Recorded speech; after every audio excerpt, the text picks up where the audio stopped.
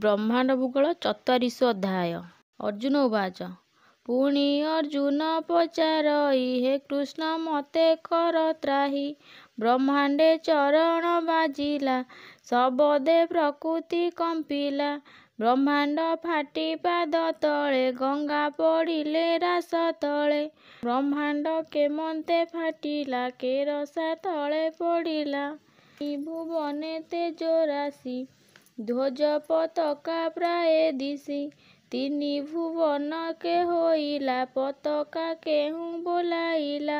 ଏ ଅର୍ଥ ଫେଡ଼ି ମତେ କହ ଶୁଣିଲେ ଫିଟିବ ସନ୍ଦେହ। ଶ୍ରୀ ଭଗବାନ ଉବାଚ ଅର୍ଜୁନ ବଚନେ ଶ୍ରୀହରି କହନ୍ତି ଭୂଗୋଳ ବିସ୍ତାରି। କହନ୍ତି କମଳ ଲୋଚନ ଶୁଣ ଅର୍ଜୁନ ଦେଇ ମନ।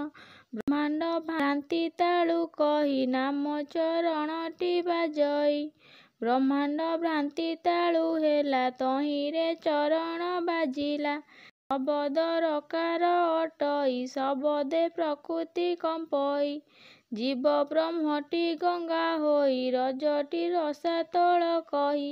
ଶୂନ୍ୟ ଭୁବନୁ ବିନ୍ଦୁ ଖସି ଧ୍ୱଜ ପତାକା ପ୍ରାଏ ଦିଶି।